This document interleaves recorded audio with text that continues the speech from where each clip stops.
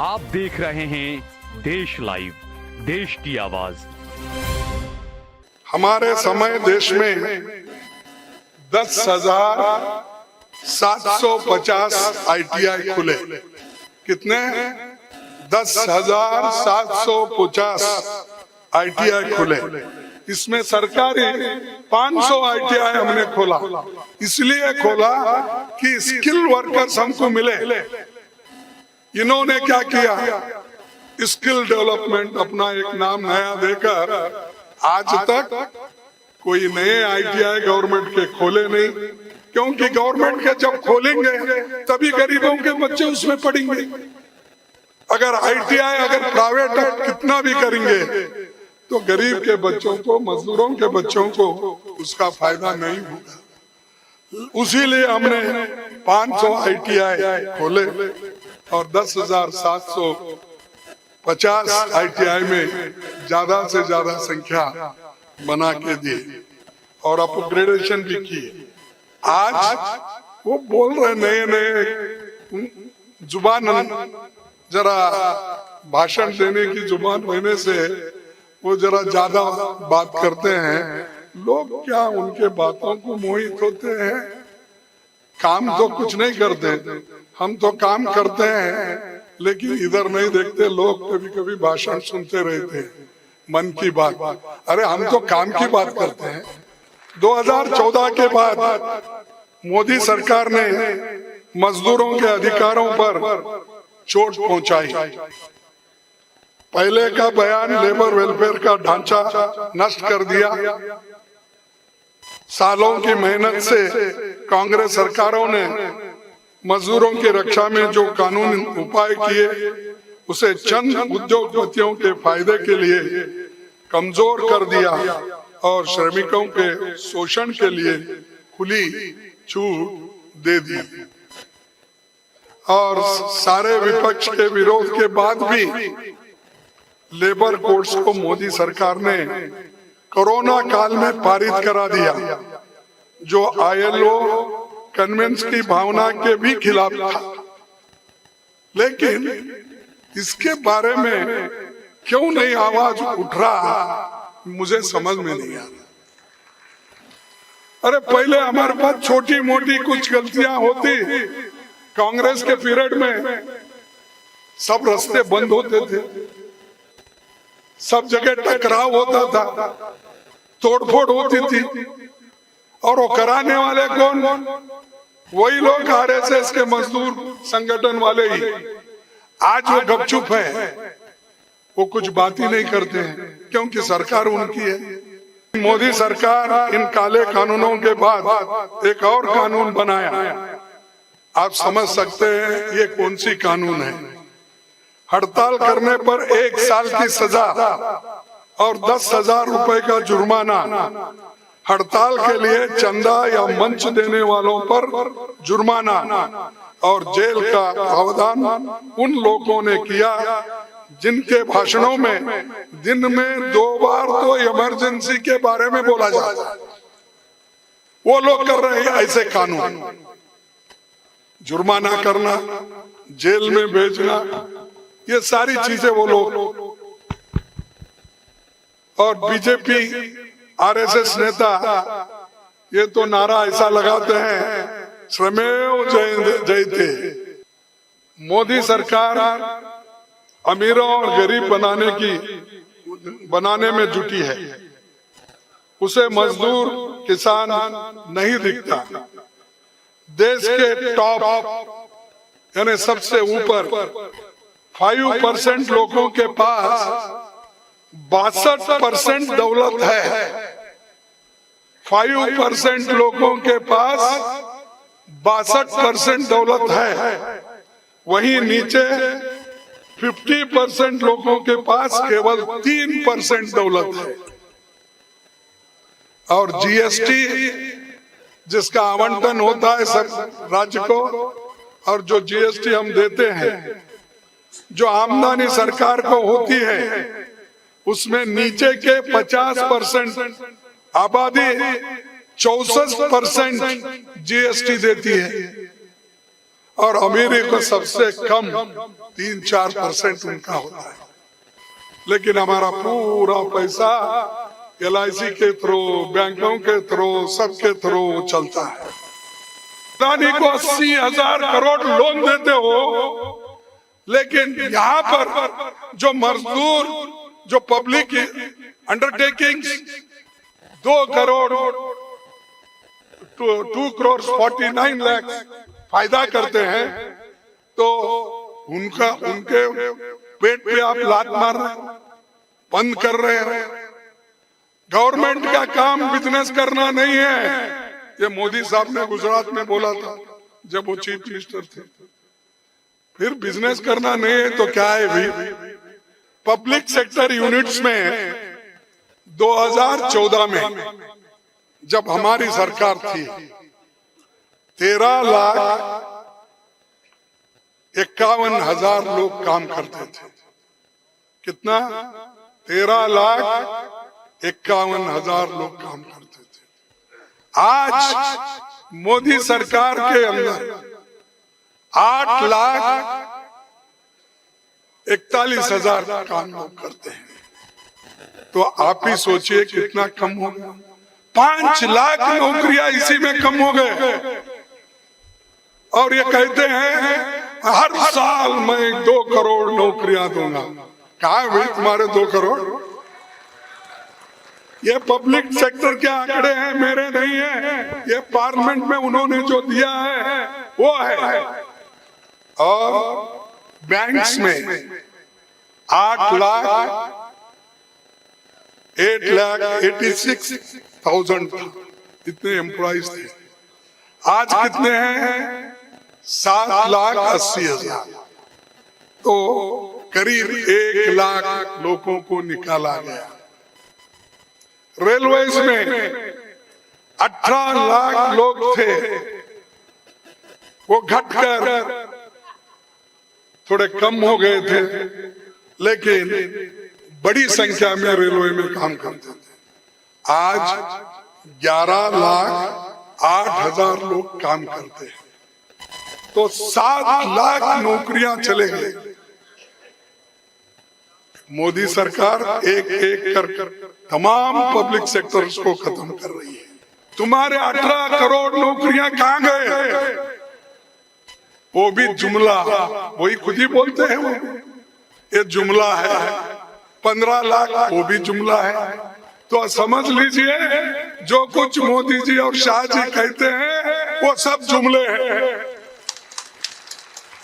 ये मैं नहीं कहा, वही लोग कहे और कह रहे हैं। तो जुमले बोलने वालों पर भरोसा मत करो। जो काम करके दिखाए आपके आंखों के सामने है। ये ऑडिटोरियम उन्होंने बना, आप जो बैठे आपके उनके जमाने में बना। तो आप कोई बगैर काम किए हर चीज की क्रेडिट लेते हो और फोटो निकालते, सेल्फी, कहीं भी जाओ एक सेल्फी निकाल। मजदूरों के पास वो तो दूर रहते हैं, ऐसा निकाल। फॉरेन में सेल्फी। अरे ये सेल्फी के लिए जाते हो क्या देश के डेवलपमेंट के लिए, प्रोजेक्ट लेने के लिए जाते? अदानी की आवाज उठा रहे थे कि जिसने केवल, मैं उनका आंकड़ा दूंगा कि उन्होंने 2004 में उनकी संपत्ति थी 3,000 करोड़। 2004 में कितनी थी? 3,000। 2014 में उनकी संपत्ति हो गई 50,000 करोड़। 2021 कोविड के पीरियड में उनकी संपत्ति हो गई 2 लाख करोड़। और 21, 22, 23 में 2.5 साल में उनकी संपत्ति हो गई 12 लाख करोड़। ऐसा कहीं जादू बताओ भाई हमको भी, हम भी बोलेंगे हमारे मजदूरों को तुमको काम करने की क्या जरूरत है। मोदी के पास ऐसी गोली है कि वो खाते ही आप 2.5 साल में 12 लाख कमा सकते हो। ये मेरे आंकड़े नहीं, उन्हीं के हैं। और ये तो हम यही है तो हम पार्लियामेंट में उठाए थे, यही दिग्विजय सिंह साहब ने उठाया, यही मैंने उठाया, लोकसभा में राहुल जी ने उठाया और हमारे भाषण को पूरा खत्म कर दिया, निकाल दिया। भारत को आजादी 1947 में मिली, लेकिन बीजेपी आरएसएस ये समझती है कि उनको आजादी 2014 से मिली, क्योंकि उनके लोग कोई मरे नहीं, कोई गए नहीं, कोई सूली पे चढ़े नहीं, उनको क्या मालूम पाप विचारों को, तो वो 2014 में आजादी मिली समझते हैं।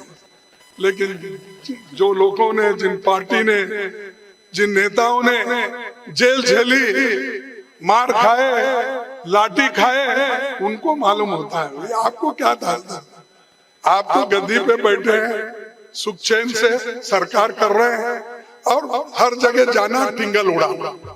आज अनाज का भंडार भरा हुआ है गोडाउन में, और लोगों को जो फूड सिक्योरिटी एक्ट के तहत हम जो अनाज दे रहे हैं वो ग्रीन रेवोल्यूशन का काम है, कांग्रेस का काम है, सोनिया गांधी का काम है। तुम्हारा क्या है भाई?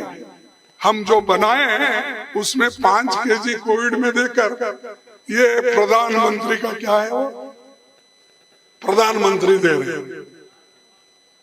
अरे बनाया इस देश को हमने, उगाया हमने, अनाज पैदा कर हमने, और आप कांग्रेस को रोज गालियां देते। कांग्रेस ने 70 साल में क्या किया, यही बात करते हैं। अगर हम 70 साल में कुछ नहीं करते, मोदी साहब आज इस देश के प्रधानमंत्री नहीं बनते। मोबाइल की बात करते हैं, बहुत सी जगह मैं भाषण में उनका सुनता हूँ, उनके लोगों का, कि मोबाइल हमने 120 करोड़ या 30 करोड़ लोगों के हाथ में दिया। अरे ये तो मोबाइल कंप्यूटर राजीव गांधी जी ने लाया। उस वक्त तो आप उसको टीका करते थे, उस वक्त तो कांग्रेस को आप अलग सलग बोलते थे, और हमारी मोबाइल लेके हमारी सेल्फी उठा के हमको दिखा रहे हो। ये सब हमारा है बेटे, तुम्हारा कुछ नहीं। आपका सिर्फ एक ही है कि किसी तरीके से कांग्रेस को नीचा दिया, बार बार बोलना गांधी फैमिली आती, क्या गांधी फैमिली कभी प्राइम मिनिस्टर बनी? अरे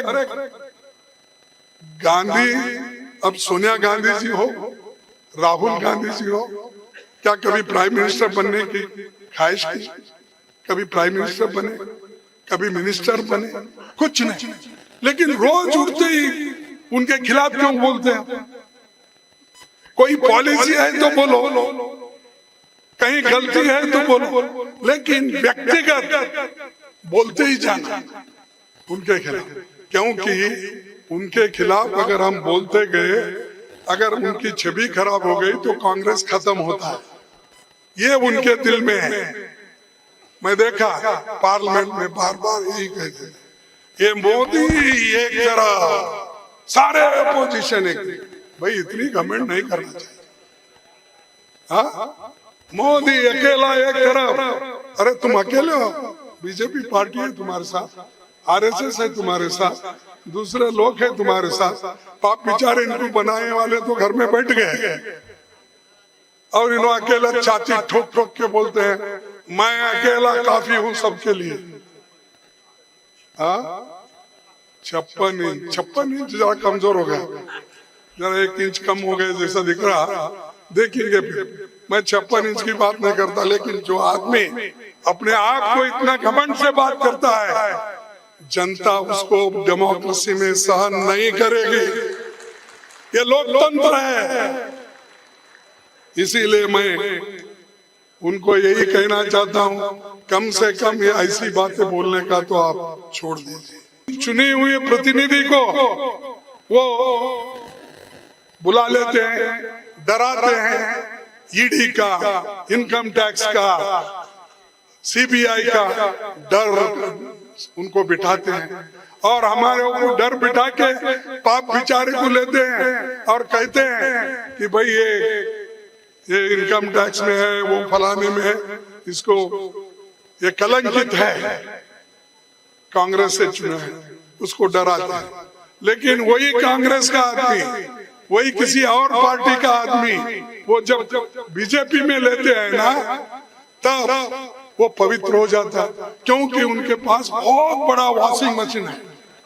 शाह और मोदी जी के पास इतना बड़ा वॉशिंग मशीन है, उस वॉशिंग मशीन में ये लोगों को डालते ही वो क्लीन हो जाता। तो ऐसे लोगों से हमको सीखना नहीं है, आपको भी सीखना नहीं।